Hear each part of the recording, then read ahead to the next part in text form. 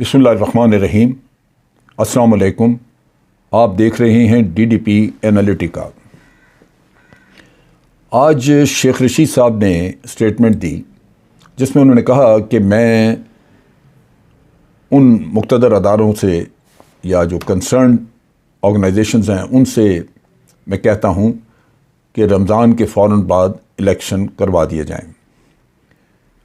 جب انہوں نے یہ بات کی تو اس سے ایک تو اندازہ ہوا کہ حکومت کے ذہن میں کہیں نہ کہیں یہ سوچ موجود ہے کہ آگے الیکشن کروانے ہیں۔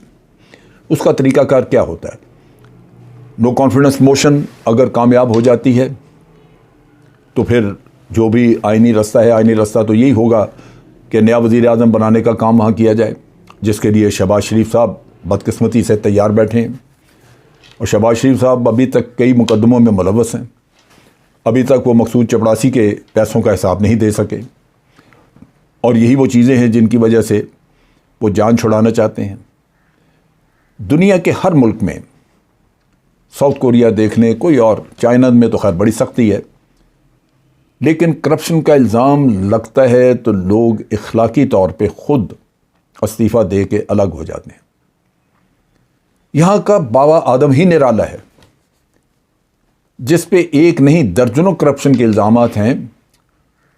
وہ خود بھی بھاگا پھر رہا عہدوں کے لیے، اور اس کے جو غلام گردشوں میں پھرنے والے جو لوگ ہیں وہ بھی اس کے ساتھ ہیں، وہ بھی کہتے ہیں کہ جناب ہم نے ان کو نامینیٹ کر دیا وزیر اعظم۔ یعنی جتنا اخلاقیات کا جنازہ یہاں نکلا ہوا ہے وہ کسی جگہ نہیں۔ لہذا آپ یہاں پہ بیٹھ کے ہر طرح کی برائی، ہر طرح کا وہ غلط کام ایکسپیکٹ کر سکتے ہیں، اس کی توقع کر سکتے ہیں، کیونکہ عوام یہاں پہ ان چیزوں کے اوپر سینسیٹیو نہیں ہے، وہ اٹھتے نہیں ہیں۔ کل اگر شہباز شریف صاحب کو وزیر اعظم بنا ہی دیا جائے تو کیا عوام سڑکوں پہ نکل کے احتجاج کریں گے کہ ہمیں یہ قبول نہیں کہ یہ شخص کرپٹ ہے، اس کے اوپر اتنے الزامات ہیں؟ یہ پاکستان ہے جہاں پہ یہ چیزیں نہیں ہوتی۔ اب میں جس چیز کے اوپر بات کرنا چاہ رہا تھا وہ ہے الیکشن۔ میں آج پاکستان کے عوام کو پہلے وارن کر دینا چاہتا ہوں، ہماری سب سے بڑی پرابلم یہ کرپٹ طبقہ اور وہ لوگ ہیں جو باہر کی قوتوں کے اعلیٰ کار ہیں، جو ہمیں آگے نہیں بڑھنے دیتے۔ جب تک ہم ان کو ہینڈل نہیں کریں گے اس ملک میں کوئی بھی کام درست نہیں کیا جا سکے گا۔ انہی لوگوں نے اس ملک کے تمام ادارے برباد کیے ہوئے ہیں، لہٰذا کسی بھی ادارے سے کرپشن کے خلاف کیسز اگر آپ کرنا چاہیں تو وہ پایہ تکمیل تک نہیں پہنچیں گے۔ آپ کوئی کیس دیکھ لیں، جب جی چاہتا ہے نئی تاریخ لے لیتے ہیں شہباز شریف صاحب، لاہور ہائی کورٹ میں چلے جائیں تو جتنے جی چاہے ضمانتیں کروا لیں۔ رانا ثناء اللہ کا کیس فرد جرم عائد نہیں ہو رہے، کیس چلے گا کیسے؟ تو یہاں ہر چیز ممکن ہے کہ آپ پیسے کے ذریعے، کرپشن کے ذریعے ہر چیز کرا سکتے ہیں۔ اب الیکشنوں کا کیا ہوگا؟ الیکشن جو ہیں وہ اگر ایک باہر کی قوت نے اپنے اعلیٰ کار کے ہوتے ہوئے ان کے ذریعے ایک الیکٹڈ بیٹھی ہوئی گورنمنٹ کو ڈی سیٹ کیا، اس کو نکال کے باہر کیا ہے، تو کیا وہ آگے الیکشن کے نتیجے میں اس کو واپس آنے دیں گے حکومت میں؟ ضرورت تو اسی بات کی ہے کہ وہ پہلے سے کہیں زیادہ میجورٹی لے کے حکومت میں واپس آئے اور پھر بلیک میل نہ ہو کسی سے اور آزادانہ طریقے سے کام کر سکے۔ لیکن جو صورتحال آج ہے اس میں تو وہ ممکن نہیں۔ جن قوتوں نے پیسہ لگا کے نو کانفیڈنس موشن کو یہاں تک پہنچایا ہے، جو کہ نظر آتا ہے کہ سکسیسفل ہو جائے گی، کیا وہ پیسہ لگا کے الیکشن کو خریدنے کی، ریگ کرنے کی کوشش نہیں کریں گے، بلکہ کامیاب ہوں گے اس میں؟ کیونکہ اس میں اقتدار کے بھوکے لالچی جو آج بھی مارے مارے پھر رہے ہیں، جو اپنے کرپشن کے کیسز چھپانا چاہتے ہیں، وہ لبیک کرتے ہوئے، جی حضوری کرتے ہوئے خود جائیں گے کہ جی بتائیں ہم کیا خدمت کر سکتے ہیں۔ تو الیکشن کو ریگ کرنا کوئی ایسا بڑا مسئلہ نہیں ہے۔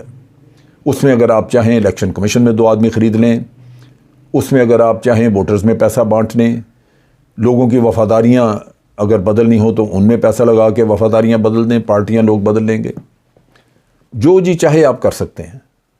کیوں کہ یہاں پہ لوگوں کے اندر وہ احساس نہیں ہے خودداری کا کہ آپ نے کرپٹ لوگوں کو آگے نہیں آنے دینا اور ہر لحاظ سے اپنے ملک کا مستقبل محفوظ بنانے کے لیے مخلص اور سچے لوگوں کو آگے لے کے آنا ہے. اس وقت کی وقتی خواہش جو کہ آپ کو چند پیسے ڈالر نظر آتے ہیں جیب میں جاتے ہوئے، وہ آپ کے بچوں کا مستقبل، آپ کی آئندہ نسل کا مستقبل تاریک کر دیتے ہیں. وہ ڈالر ہو سکتا ہے کہ اس وقت آپ کی کوئی ضرورت پوری کر دیں، لیکن at the cost of the future of your next generation. یہ انتہائی دکھ کی بات ہے اور المناک ہے. لہذا اس کے لیے کچھ تیاری ابھی سے کرنی ضروری ہے. میری پی ٹی آئی کے دوستوں سے بھی، پرائم منسٹر عمران خان سے بھی درخواست ہوگی کہ وہ اس کے لیے اپنی ایک کمیٹی اور ٹیم بنائیں جو سارا تجزیہ کرے کہ کہاں کہاں ریگنگ کی جا سکتی ہے، کیا کیا طریقے اختیار کیے جا سکتے ہیں اور ان کو کیسے چیک کیا جائے گا. سول سوسائٹی کو، لوگوں کو ساتھ ملائیں تاکہ مانیٹرنگ کی جا سکے. الیکشن کو بچانے کے لیے کہ تاکہ اس میں ریگنگ نہ ہو، جو کچھ بھی کیا جا سکتا ہے وہ آپ کو کرنا چاہیے، کیونکہ یہ ایک بہت بڑا فیصلہ ہے. اگر آج عمران خان حکومت سے نکلنے کے بعد زیادہ میجورٹی کے ساتھ زیادہ ووٹ لے کے واپس حکومت میں آتا ہے تو پہلے تو اس قوت کے منہ پہ بہت بڑا تمانچہ ہوگا جس نے پاکستان کو ایک منڈی بنا کے رکھ دیا ہے، اور اس کے لیے مشکلات ضرور بعد میں بھی پیدا کی جائیں گی کہ اس حکمران کو چلنے نہ دیا جائے. لیکن میرا خیال ہے کہ اگر پاکستان کے عوام اپنے ملک کی بہتری کی خاطر وہ ساتھ دیں گے، وہ قدم میں قدم ملائیں گے، تو باہر کی قوتیں جو جی چاہے کرتی رہیں، رب العالمین بھی موجود ہے، اس کی تدبیر اپنی ہے جو سب سے بہتر تدبیر ہے. یہاں پہ ساری بات کا لب لباب یہ ہے کہ ہم ہر بات میں آرمی کی طرف دیکھتے ہیں کہ جنرل باجوہ کیا کر رہے ہیں، فلاں کیا کر رہے ہیں. وہ ان چیزوں میں کچھ نہیں کر سکتے. جنرل باجوہ، فوج یا کوئی بھی ادارہ اس وقت تک الیکشن کے نزدیک نہیں آ سکتا جب تک کہ الیکشن کمیشن ان کو خود حکم نہ دے کہ آپ آ کے یہ کام کریں. ان کو الیکشن سے دور رکھا جائے گا اس وقت تک جب تک کہ الیکشن ہو نہیں جاتا. لیکن الیکشن میں ووٹر تو عوام ہے پاکستان کے، وہ وہاں موجود ہوں گے. ضرورت اس بات کی ہے کہ عوام کھلی رکھیں اپنی آنکھیں، اور پرائم منسٹر کو چاہیے کہ اپنی کمیٹیاں بنا کے اس کے بارے میں ہر حلقے میں اسیسمنٹ اپنی کرے کہ یہاں پہ ووٹرز کا موڈ کیسا ہے. ان میں لوگوں کو پلانٹ کیا جائے جو کہ لوگوں کی ریگنگ کے بارے میں، جو دھاندلی کی جائے اس کے بارے میں وہ چیک رکھیں. غرض یہ کہ ایک بڑا پبلک کی سپورٹ سے ایک ایسا نظام کریٹ کرنا پڑے گا جہاں باہر کی قوت ہمارے ووٹوں کو خرید نہ سکے. آپ دیکھیں گے کہ جو لوگ یہ کہتے تھے کہ ووٹ کو عزت دو، ووٹ کو عزت دو، اس خریداری میں سب سے آگے وہی ہوں گے. یہ ڈھکوسلا جو ووٹ کو عزت دے والا قصہ تھا، اس سے کسی کو بھی پاکستان میں اپنی سوچ کو بدلنے کی ضرورت نہیں ہے. اپنے ہوش آواز کو قائم رکھنے کی ضرورت ہے تاکہ اس ووٹ کو عزت دو کی آڑ میں جو گل کھلایا جائے گا اس کو روکا جا سکے.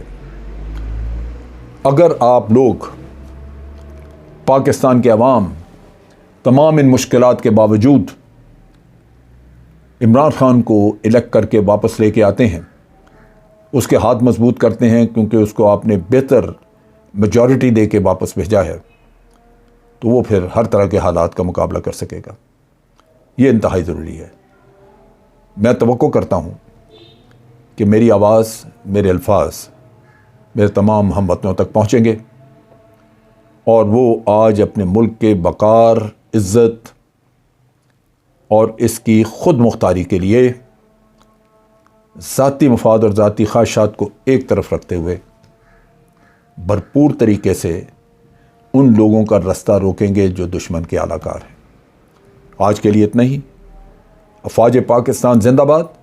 پاکستان پائندہ باد.